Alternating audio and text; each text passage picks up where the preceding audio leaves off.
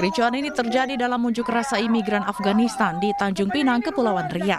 Ratusan imigran ini terlibat saling dorong dengan warga yang merasa terganggu dengan unjuk rasa mereka. Warga menilai keberadaan para imigran meresahkan dan mengganggu lalu lintas. Saat long march menuju kantor UNHCR, unjuk rasa ini mengakibatkan lalu lintas tersendat. Terjadinya benturan. Ini warga dari Afghanistan ini ada yang tersenggol kendaraan ini, jadi terjatuh warga kita, sehingga badan jalan yang digunakan oleh masyarakat di situ, sehingga warga Afghanistan ini sulit untuk diberitahu. Pencari suaka asal Afghanistan ini turun ke jalan menuntut UNHCR untuk segera memindahkan mereka ke negara ketiga. Sebagian besar imigran ini telah bertahun-tahun tinggal di Indonesia dan berharap segera dipindahkan ke negara lain.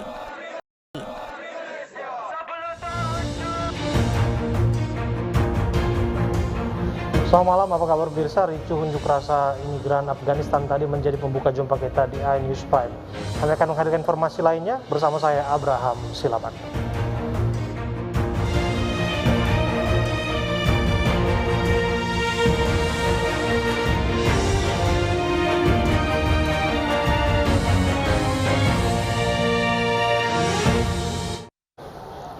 Hujan deras disertai angin kencang yang melanda ibu kota mengakibatkan sejumlah pohon, tiang listrik, dan atap bangunan roboh. Bahkan 2 orang terluka akibat tertimpa atap kanopi saat melintas dengan sepeda motornya.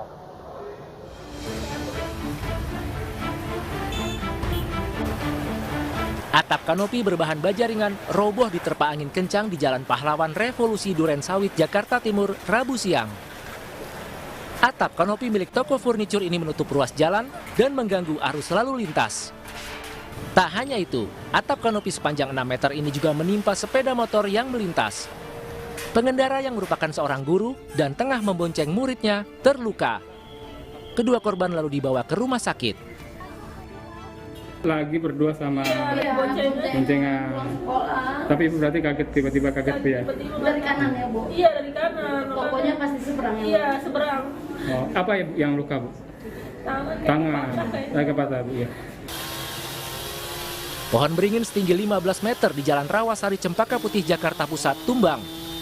Peristiwa ini terjadi saat hujan deras disertai angin kencang melanda kawasan ini. Pohon yang tumbang menimpa sejumlah sepeda motor dan rangkaian kabel.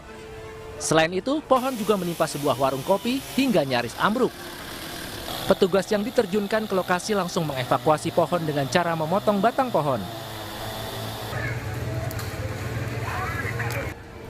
Baru saja menepi di bahu jalan untuk berobat ke klinik kesehatan, sebuah mobil tertimpa tiang listrik di Jalan Rawasari Selatan, Cempaka Putih, Jakarta Pusat, Rabu siang. Mobil yang ditumpangi seorang pria dan 2 anaknya ini rusak parah di bagian depan. Saat kejadian, pemilik mobil dan kedua anaknya berhasil menyelamatkan diri. Tiang listrik setinggi 7 meter ini roboh saat hujan deras mengguyur ibu kota. Petugas kemudian datang ke lokasi untuk mengevakuasi mobil dan tiang listrik.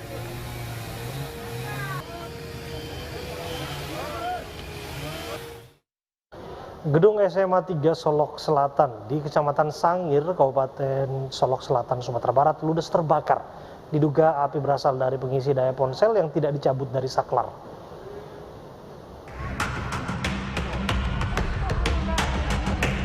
Kobaran api disertai kepulan asap tebal ini membumbung tinggi dari salah satu bangunan SMA 3 Solok Selatan di Kecamatan Sangir, Kabupaten Solok Selatan, Sumatera Barat. Dengan cepat, api meludeskan bangunan sekolah. Kebakaran ini terjadi setelah kegiatan belajar mengajar usai. Sekolah dalam keadaan kosong karena seluruh guru dan siswa sudah pulang. Sebanyak 5 unit mobil pemadam kebakaran dikerahkan untuk memadamkan api.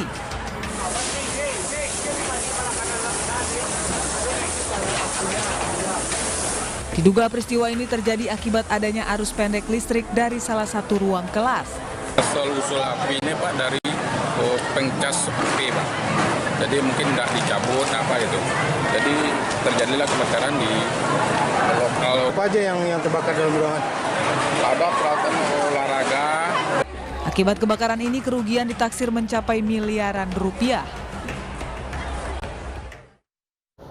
Ribuan warga di Ciracas, Jakarta Timur rela antre berjam-jam demi mendapatkan minyak goreng curah bersubsidi.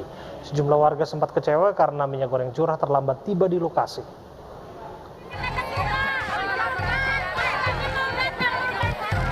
Antrean warga mengular dalam operasi pasar murah di kantor Kelurahan Ciracas, Jakarta Timur. Ribuan warga ini rela mengantre berjam-jam sejak pukul 6 pagi demi membeli minyak goreng curah bersubsidi. Mereka datang sambil membawa jerigen, botol, bahkan ember. Sejumlah warga sempat kecewa karena minyak goreng yang seharusnya tiba pukul 8 pagi, namun hingga pukul setengah 11 belum terlihat. Setibanya di lokasi, warga pun langsung menyerbu petugas. Mereka bisa membeli minyak goreng seharga Rp14.000 per liter. Batasin nggak ngambil? Dibatasi satu orang 18 liter. Satu orang 18 liter. Per liternya? Liternya 14.000. Kalau untuk di pasar sendiri berapa, Bu? Apa? Untuk di pasar minyak curah berapa? 22. 22.000. Di sini 14. Selain minyak goreng curah, pasar murah yang digelar Dinas UMKM Pemprov DKI Jakarta ini juga menjual daging ayam, daging sapi, dan beras.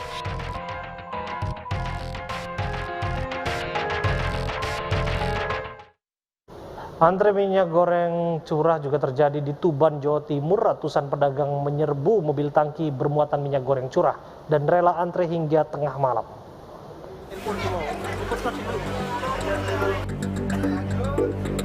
Ratusan pedagang menyerbu mobil tangki bermuatan ribuan liter minyak goreng curah di halaman parkir Pasar Baru Kabupaten Tuban, Jawa Timur. Pedagang yang didominasi emak-emak ini rela antri berjam-jam untuk mendapatkan jatah minyak goreng curah bersubsidi dengan harga Rp14.000 per liter. Tidak hanya pedagang, warga pun rela antre hingga larut malam. Antusias warga dan pedagang ini disebabkan oleh hilangnya minyak goreng kemasan dan curah di pasaran, kalaupun ada harganya meroket tajam. Susah kemarin ikut subsidi, tapi ya barangnya sering kosong ya. Sekarang banyak barang tapi melambung tinggi harganya. 6.000 liter itu lebih spesifik dikhususkan bagi para pedagang pasar baru. Karena beberapa hal, karena datangnya tadi sore dan ada oleh karena itu adanya keterbatasan dari. Pedagang dan warga berharap kegiatan operasi pasar minyak goreng murah ini berjalan secara berkala hingga stok dan harganya stabil, terutama saat jelang datangnya bulan suci Ramadan.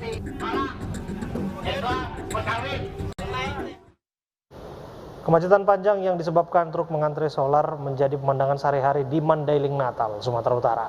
Sudah lebih dari sepekan, sejumlah SPBU kehabisan solar dalam waktu sekejap. Pemandangan puluhan truk memadati pelataran SPBU ini hampir setiap hari terjadi di Mandailing, Natal, Sumatera Utara. Truk ini bukan sedang parkir atau sedang beristirahat, melainkan menginap di SPBU karena kehabisan solar. Sopir memilih menginap di SPBU menunggu pasokan solar datang dari Pertamina karena tak memungkinkan lagi melanjutkan perjalanan di tengah kelangkaan solar yang semakin parah. Menurut pihak SPBU, kelangkaan solar disebabkan pasokan yang terlambat dari Pertamina. Selain itu, pasokan solar yang hanya 8 ton setiap hari dinilai tidak cukup. Susah semua? Susah semua. Oh, terus gimana kita kalau gini? Ya itulah, susah kita, gimana caranya, solusinya nggak ada, Pak. Mengganggu kita lah ini ya? Iyalah. Warga berharap Pertamina segera mengatasi kelangkaan yang sudah terjadi hampir 2 pekan terakhir ini. Polisi menangkap bos robot trading Fahrenheit, Henry Susanto, dan telah ditetapkan sebagai tersangka dalam kasus dugaan investasi bodong.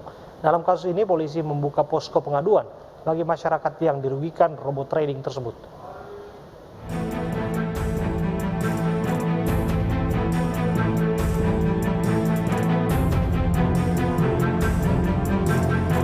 Bareskrim Polri menangkap bos pengelola robot trading Fahrenheit Henry Susanto dan telah ditetapkan menjadi tersangka dalam kasus dugaan investasi bodong. Saat ini Henry ditahan di Mabes Polri untuk diperiksa lebih lanjut terkait investasi bodong yang menjeratnya. Dalam kasus ini, Polda Metro Jaya juga telah menangkap 4 pelaku robot trading aplikasi Fahrenheit. Keempat tersangka berinisial D, IL, DB, dan MF. 3 orang pelaku ditangkap di kawasan Taman Anggrek, Jakarta Barat, sementara 1 tersangka ditangkap di Alam Sutra, Tangerang. Para tersangka ini memiliki peran mulai dari mengelola website hingga mengajak orang untuk berinvestasi di robot trading. Dari tangan pelaku, polisi menyita aset milik 4 tersangka mulai dari uang, telepon genggam, hingga mobil mewah. Para tersangka dijerat Undang-Undang ITE dan Tindak Pidana Pencucian Uang atau TPPU. Polisi pun membuka posko aduan bagi masyarakat yang diduga oleh robot trading di Polda Metro Jaya.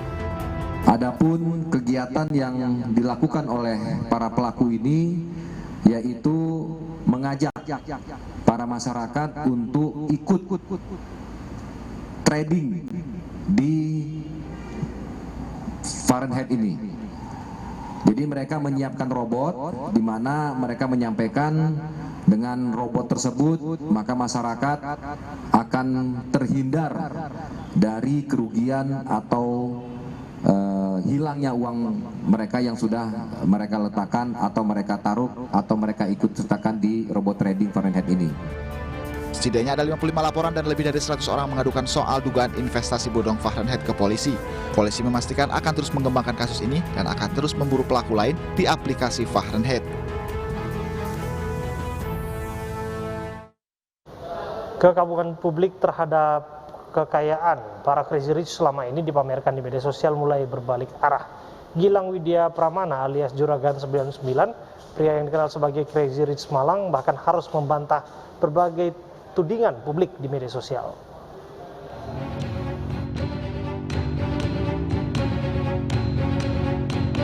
Satu persatu selubung orang kaya baru alias Crazy Rich dadakan mulai terungkap.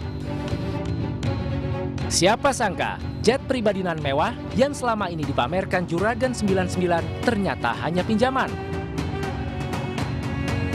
Pemilik brand kosmetik ini juga membantah semua tudingan yang belakangan ramai di media sosial mengenai asal-muasal harta miliknya. Ya, dan silakan saja juga bertanya ke yang bersangkutan. Yang pasti saya tidak pernah menanggapi, saya tidak pernah mau berkonflik dengan siapapun. Biarkan orang berkata jelek tentang saya, berkata buruk tentang saya, menjatuhkan saya, tapi saya tidak pernah menanggapi dan tidak pernah menanggapi. Pria ini buka suara ke publik setelah ramainya tudingan di media sosial. Sebuah akun menuding harta kekayaan Juragan 99 berasal dari sejumlah pejabat yang ditahan dalam kasus IKTP.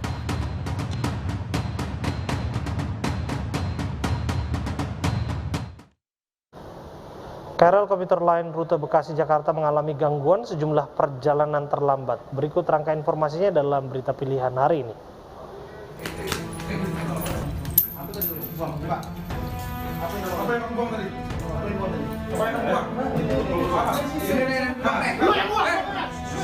Inilah detik-detik penggerebekan rumah pengedar narkoba di Lampung Tengah. Dalam operasi ini, seorang pengedar tak berkutik saat diringkus aparat. Ketika ditangkap, aparat mendapati barang bukti berupa setengah on sabu yang disembunyikan di bawah kursi. Penangkapan ini berkat pengembangan aparat yang mengendus adanya transaksi narkoba di rumah tersebut.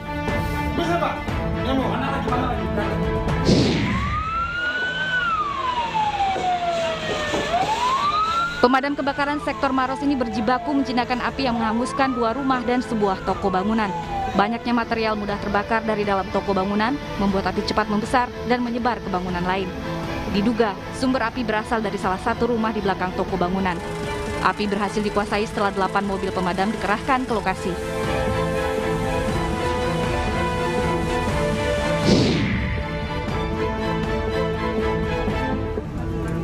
KRL Komuter Lain rute Bekasi Jakarta mengalami gangguan siang tadi. KRL tersebut berhenti di ruas Cakung Jatinegara. Akibat gangguan tersebut, seluruh penumpang terpaksa dievakuasi ke KRL lain menggunakan kursi yang dijadikan jembatan. Selama proses perbaikan, KRL melintas hanya menggunakan 1 jalur sehingga sempat menyebabkan antrean kereta. Saat ini, perbaikan listrik aliran atas telah selesai dan perjalanan KRL telah kembali lancar.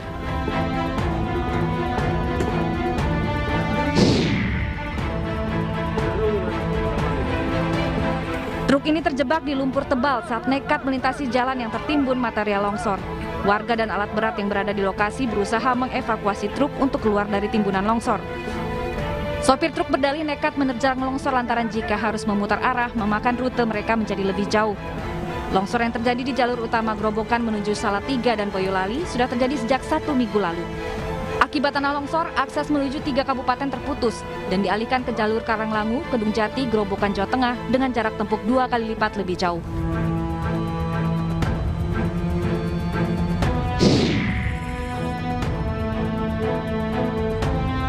Gabungan elemen masyarakat Pangkep menggelar aksi unjuk rasa di Jalan Poros Tonasa 2. Akibat unjuk rasa tersebut, akses jalan menuju pabrik semen dan kantor pusat semen Tonasa lumpuh total.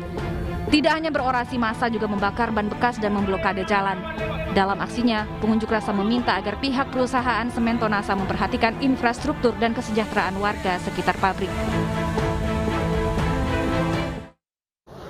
Presiden Jokowi mempersilahkan masyarakat mudik lebaran dengan syarat sudah vaksin booster. Informasinya saat lagi untuk Anda.